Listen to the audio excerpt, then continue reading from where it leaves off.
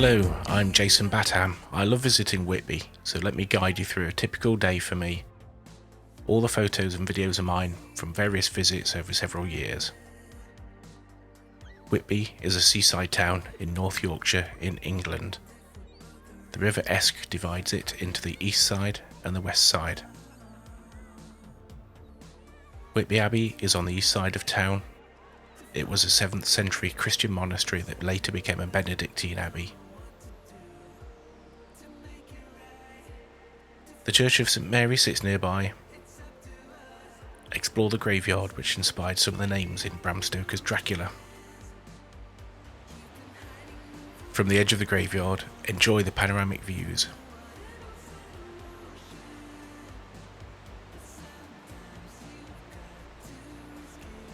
The weather has many moods at the coast, especially in winter. Always have warm clothing and waterproofs to hand. Within the grounds of the Church of St Mary sits Caedmon's Cross. From here we make our way down the 199 steps.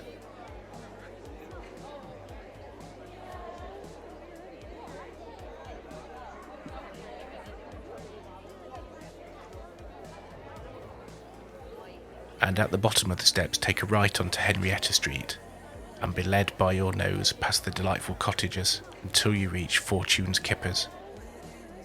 Continue along Henrietta Street and down onto the ramp taking you onto the East Pier. Look out for the dinosaurs.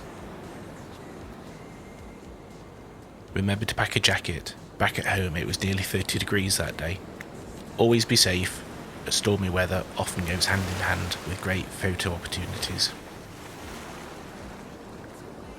At the end of the East Pier, look back and see Whitby Abbey and the Church of St Mary.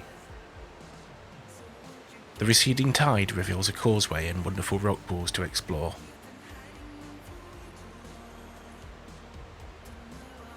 Continue to the east along this beach and you'll reach Saltwick Bay.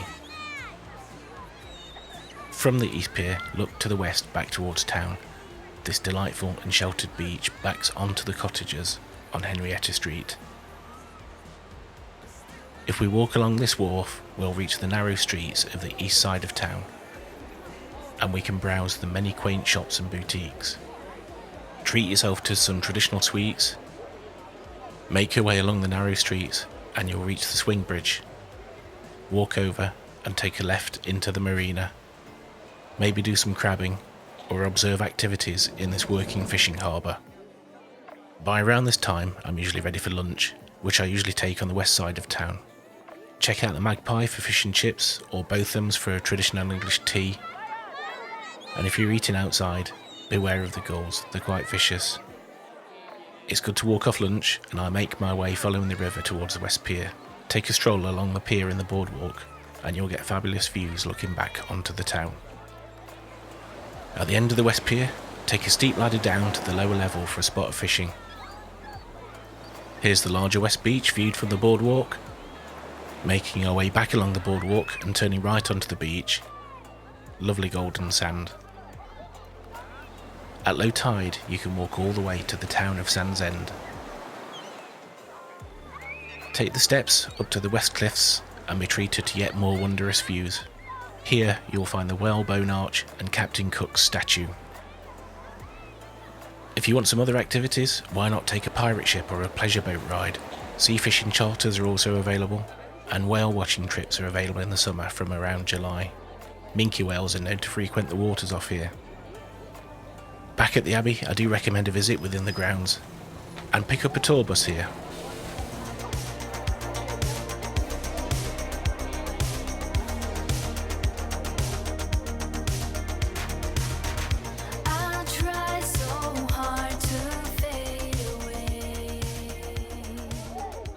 If you want to see something really special, plan a visit in around April or Halloween and see the famous Goth Festival.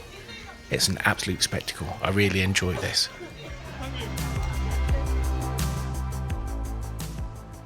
The Halloween one coincides with a fantastic illuminated Abbey event. Check online for exact dates and details, and remember to take warm clothing.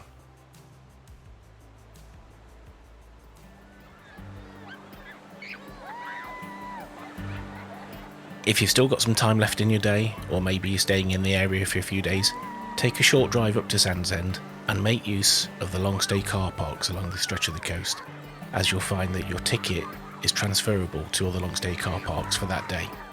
Sands End Beach is delightfully golden and reminiscent of the Mediterranean, and here a beck comes down and meets the sea, forming paddling pools to delight the children. Sands End is a great base to head out on walks. The beach ends here, hence the name, and the coastline becomes cliffs. Fossil hunting is good fun in some of the coves that you're able to drop down into, but again, beware of the tides and falling rocks.